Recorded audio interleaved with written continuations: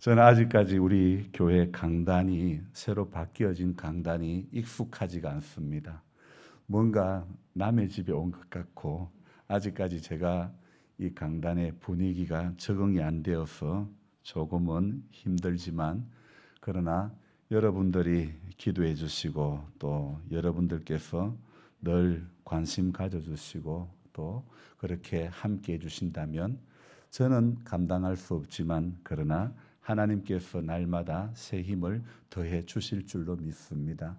요즘 들어와서 새벽에 성경을 읽고 글을 적는다는 것이 참 무척이나 힘이 듭니다. 하나님의 은혜가 아니면 아무것도 할 수가 없고 정말 한자도 적을 수가 없고 감당할 여력이 제게는 없습니다. 그래서 여러분들이 시간을 내어서 꼭 우리 임기교회 강단이 영적으로 풍성해질 수 있도록 꼭 기도 부탁합니다. 여러분 어촌 마을에 가면 어김없이 있는 것들이 있습니다. 무엇일까요?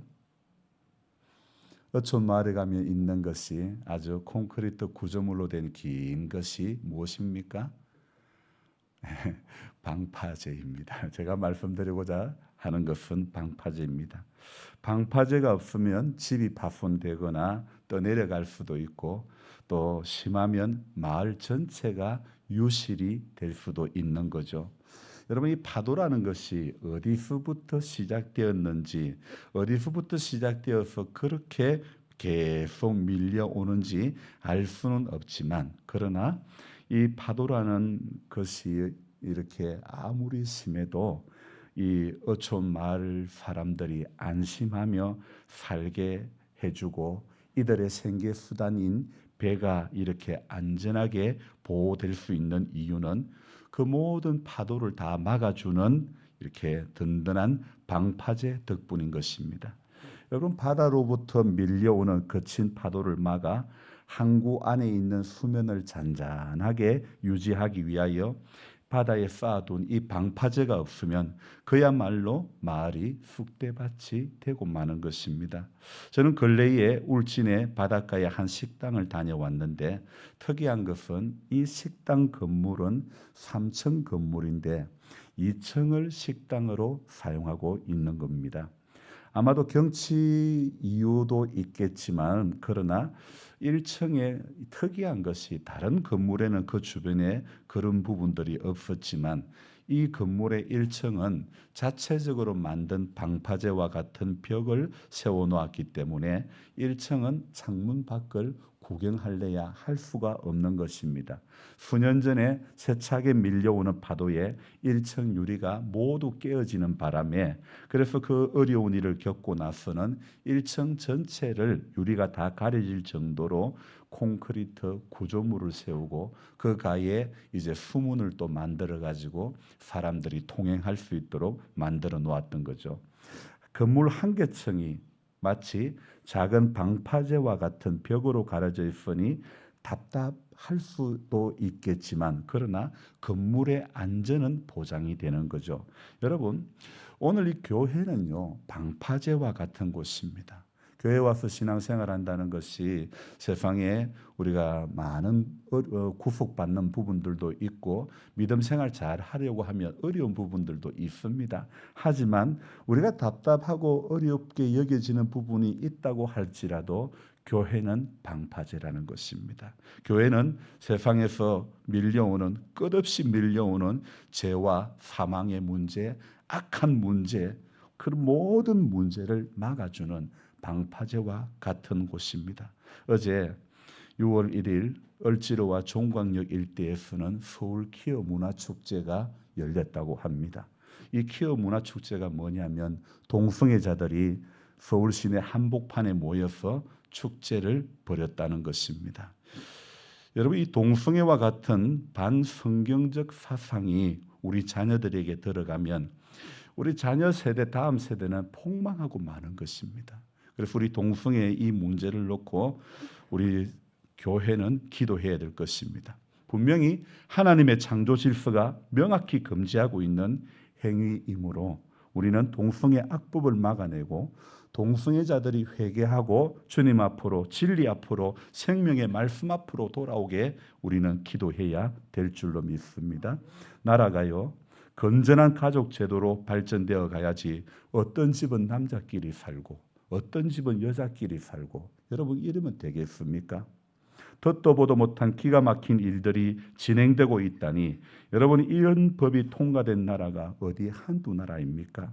한심하고 답답하고 안타깝기가 그지없습니다.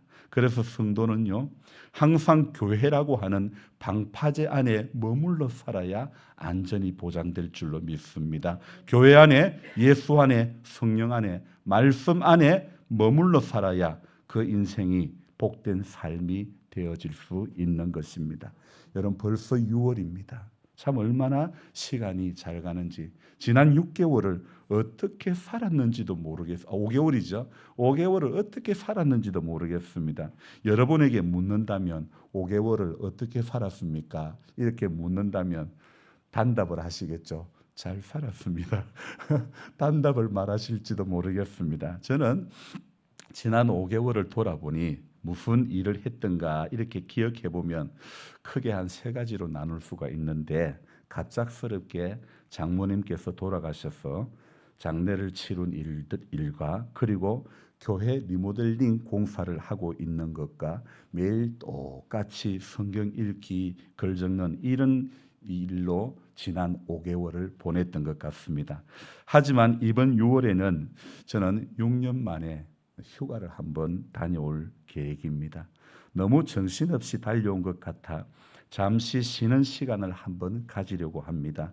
길게 가려면 조금 쉬면서 충전을 가져야 할 것 같습니다. 여러분 세상에 사람 대단한 거 소용없습니다. 하나님께서만이 대단하시고 사람은 누구라도 불쌍히 여겨야 할 존재이고 기도가 필요한 사람들입니다. 지난 주 중에 이 집사님이 병원에 입원하여 맹장 수술을 받았습니다. 어떻게 맹장 수술을 하게 될 것이라면 왜 하필 80을 바라보는 나이에 하게 되었을까? 제 속으로 차라리 젊었을 때 아팠더라면, 젊었을 때에 수술했더라면, 이런 생각이 들었습니다.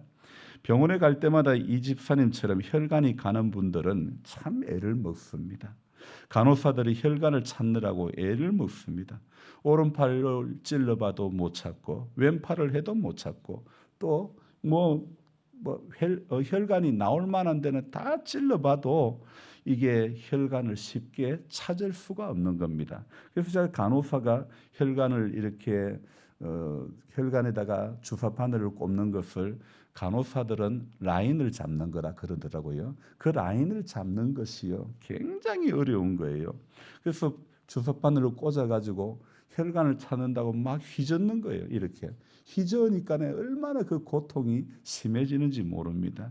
그래서 얼마나 그 찌르다가 피가 그 주사기 바늘 끝에 나오면 혈관이 맞아 들어간 거거든요. 라인이 잡아진 것이죠. 그런데 혈관 아닌 그 혈관을 찾기 위해서 막 넣어가지고 바늘을 휘저으니까 그 고통은요, 이건 말할 수 없는 고통인 겁니다.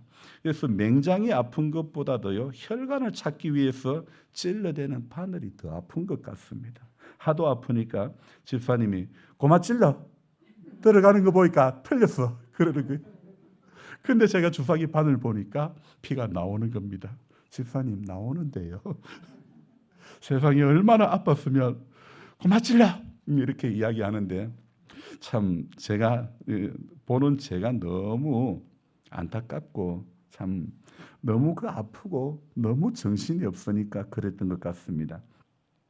입원시키고 아들이 내려오는 것을 보고 돌아왔는데, 참 저는 이렇게 혈관을 만드신 것도 참 신기하기만 합니다. 피를 뽑아서 검사를 하면 무슨 병이 나오는 것도 신기하기만 합니다. 한의원에서 진맥을 하는 것도 신기하지만 병원에서 CT와 MRI를 찍으면 몸 안의 그 구조가 사진으로 다 나오는 것도 신기하기만 합니다. 여러분 사람이 만든 기계도 이렇게 정확하게 사진을 찍어내고 병을 찾아내고 또 배에 작은 구멍을 뚫어 가지고 로봇팔이 온갖 수술을 다 하고 안 좋은 것은 제거해내고 또 다 깁고 이러는 모든 그런 수술을 하는 그런 세상입니다. 그러나 아무리 과학 기술이 발전하고 의학이 발전해도 여러분, 인간은요, 할 수 있는 일보다도 할 수 없는 일들이 더 많은 것입니다. 창조주 하나님께서 모든 것을 주관하고 계시는 겁니다. 하나님께서 이 6월도 주관하고 계십니다. 하나님과 동행하는 6월이 되어져야 될 줄로 믿습니다. 내가 약해도 내가 연약할수록 더욱 기히 여겨주시는 주님이심을 믿고 힘을 내서 살아내고 이겨내고 견뎌내는 모두가 되시기 바랍니다. 여러분, 믿음 생활하면서 시험에 들지 맙시다. 사람 보는 사람은요, 꼭 시험에 들게 됩니다. 교회는요, 사람 보고 나오는 곳이 아닙니다. 하나님 믿고 예수님 보고 나오는 곳이지 사람 누구 보고 나오는 곳이 아닙니다. 사람 누구 보고 시험 들 필요가 없습니다. 모두가 예수님 안에서 힘을 얻는 곳이 바로 교회입니다. 오늘도 감사한 것은 이름도 없이 빛도 없이 예배당 청소를 위해서 수고하신 분들, 남들이 다들 꺼려하는 교회 봉사의 가장 험지인 주방 봉사를 맡아 수고하시고 차량 봉사로 섬기는 손길 하나하나가 우리 주님의 거룩한 손길이 우리 모두와 함께 해주시고 수고하는 손길들을 지켜주시기를 소망합니다. 또 마을 복음화를 위해서 마을의 애로사항을 해결하려고 불철주야 신경 쓰는 우리 남집사님 모든 손길들이 하나님의 나라를 세워가는 것이고 마을을 살려내는 것이 되는 줄로 믿습니다. 어제에 이어서 오늘 새벽에도 저는 여전히 마태복음 24장의 말씀을 가지고 묵상하고 또 글을 적었습니다. 마태복음 24장은요, 종말과 재림에 관해서 가르치는 말씀입니다. 예수님께서 재림하시는 때는 오직 하나님만이 아십니다. 그리고 이 마태복음 24장에서는요, 재림의 때에 대해서 세 가지 비유를 하고 있는 것입니다. 먼저는 어떤 이야기가 있습니까? 재림의 때에 대해서 이야기를 하면서 37절에 나오는 노아의 때와 같이, 노아의 홍수 때와 같이 모두가 깨닫지 못할 때 오신다고 말씀하고 있죠. 그리고 사람들이 일을 하고 있는 중에 불시에 오신다는 것. 그리고 마지막으로 도둑이 예상치 못하는 시간에 오는 것과 같이 오신다고 말씀하고 있습니다. 그러므로 성경은 오늘 무엇이라고 말씀하고 있습니까? 42절 앞부분 읽어볼까요? 그러므로 깨어 있으라. 그리고 또 44절 이러므로 너희도 준비하고 있으라. 아멘. 여러분, 깨어 있어야 되는 것입니다. 준비하는 성도가 되어져야 될 줄 믿습니다. 마태복음 24장 25장에 나오는 이 이야기들은 제가 신앙생활하면서 지금까지 참 많이 들어왔던 말씀이고 우리 모두가 이 말씀으로 이 본문으로 굉장히 많은 설교를 들어왔을 것입니다. 많은 목사님들의 설교를 통해서 이 말씀을 접했고, 저 역시도요, 이 말씀, 이 본문을 가지고 수많은 설교를 해왔던 그런 본문입니다. 요지는요, 이 마태복음 24장의 요지는 예수님의 재림을 준비하고 있어라. 깨어 준비하지 않는 자들은 재림의 때에 벌에 처하게 되고 슬피 울며 이를 갈게 된다는 그런 말씀인 것이죠. 그래서 하루하루 말씀을 묵상하면서 주님의 거룩한 신부로서 신랑 되신 예수님의 오심을 준비하는 삶을 우리가 살아가야 되는 것입니다. 예수님의 재림을 준비하라는 말씀이 지금 하는 모든 일들을 그만두라는 말씀은 결코 아닌 것입니다. 하루하루 살아가는 것이 예수님을 맞이할 거룩한 신부로서 일상을 살아가라는 그런 말씀이죠. 여러분, 성도들이 보는 사람들이 보는 그런 교회 안에서만 거룩하게 사는 것이 아닌 일상에서 일터에서 거룩한 삶을 살아가야 하는 것이 바로 성도된 우리들의 삶인 줄로 믿습니다. 어떤 목사님이 역주행을 하며 차를 몰았습니다. 맞은편에 오시던 분이 너무 놀라가지고 화가 나서 그만 그 차를 쫓아갔습니다.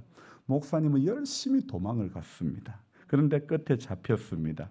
그래서 이분이 잡으러 가신 분이 왜 역주행하셨습니까? 사람 놀라게 만듭니까? 그렇게 물었더니 나 역주행한 적 없어요. 그렇게 시치미를 뚝 떼더랍니다. 이분이 하도 의의가 없어가지고 당신 목사님이란 걸 내가 아는데요. 어느 교회 목사님이라는 걸 아는데 왜 그러십니까?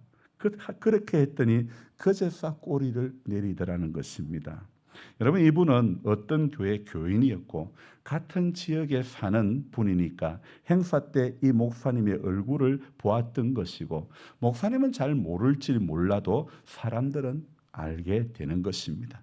여러분, 자기가 모른다고 그분도 모른다고 생각하고 시치미를 뗀 것이죠. 하지만 자기가 몰랐다고 사람도 모르고 하나님도 모르시는 것은 결코 아닙니다. 여러분, 내가 하나님이 안 보인다고 하나님도 내 모습이 안 보이겠습니까? 내가 하나님을 모른다고 하더라도 하나님이 우리를 모른 채 하시겠습니까? 내가 숨긴다고 해도 하나님이 우리의 숨김을 어찌 모르겠습니까? 아담아, 네가 어디 있느냐? 아담아, 네가 어디 있느냐? 하나님이 아담이 안 보이셔서 아담아, 네가 어디 있느냐 하신 게 아니지 않습니까? 여러분, 우리는 하나님 앞에 숨길 수 있는 것은 아무것도 없는 것입니다. 그러니 이 6월의 일상 가운데서 무엇보다도 저와 여러분들은 거룩한 삶을 살아내려고 몸부림을 계속 쳐야 될 줄로 믿습니다. 재림신앙을 가져야 하는 것입니다. 그렇다면 저와 여러분들이 무엇으로 일상이 거룩한 삶을 살아갈 수가 있고 이겨낼 수가 있고 칭찬받는 성도의 삶을 살 수 있겠습니까? 저는 답은 성경에 있다고 말씀드릴 수 있겠습니다. 디모데후서 3장 16절 17절 말씀입니다. 모든 성경은 하나님의 감동으로 된 것으로 교훈과 책망과 바르게 함과 의로 교육하기에 유익하니 이는 하나님의 사람으로 온전하게 하며 모든 선한 일을 행할 능력을 갖추게 하려 함이라.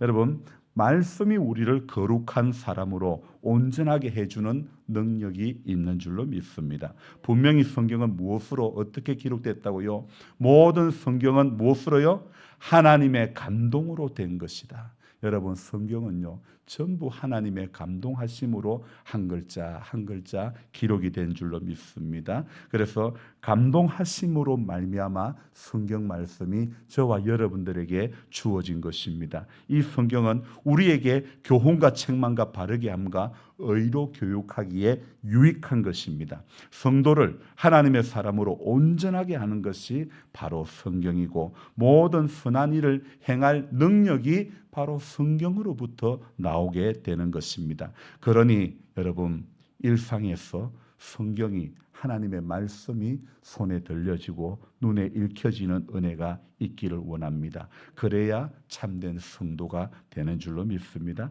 오늘도 사단은요 성도를 넘어뜨리려고 호시탐탐 기회를 노리고 있습니다.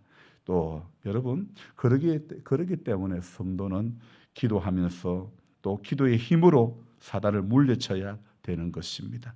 마가복음 9장 28절 29절의 말씀에 이런 말씀이 있습니다. 집에 들어가심에 제자들이 조용히 묻자오되 우리는 어찌하여 능히 그 귀신을 쫓아내지 못하였나이까. 이르시되 기도 외에는 다른 것으로는 이런 종류가 나갈 수 없느니라 하시니라. 여러분, 기도를 가까이 해야 사는 것입니다. 우리 교회가 새벽 기도회에 10명 이하로 내려가지를 않았는데 지난 주중에는 6명이 나온 적도 있고 10명 아래로 내려간 적이 여러 날 있었습니다. 여러분, 교회의 힘은 숫자가 아닙니다. 교회의 힘은 돈이 아닙니다. 사람과 물질이 교회의 힘이 아닙니다. 교회의 힘은 영적인 힘입니다. 교회의 힘은 기도하는 힘인 줄로 믿습니다.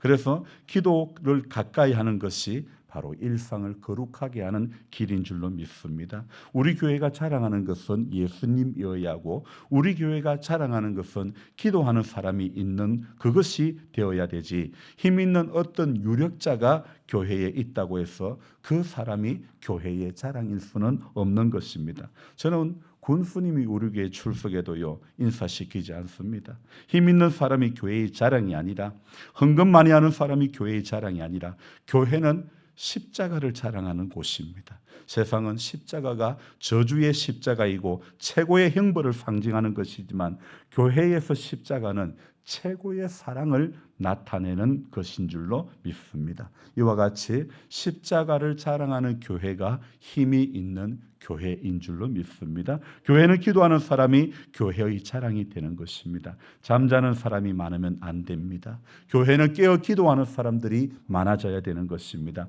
성경 보고 기도하는 사람이 있는 한 교회는 결코 무너지지 않는 것입니다. 반면에 성경 멀리하고 기도 멀리하는 개인과 가정, 그리고 교회는 아무도 모르게 조금씩 무너져 내리고 마는 것입니다. 여러분, 개구리라는 동물은요, 물 온도를 서서히 높이면 이거 죽는 줄도 모르고 물속에 그대로 있답니다.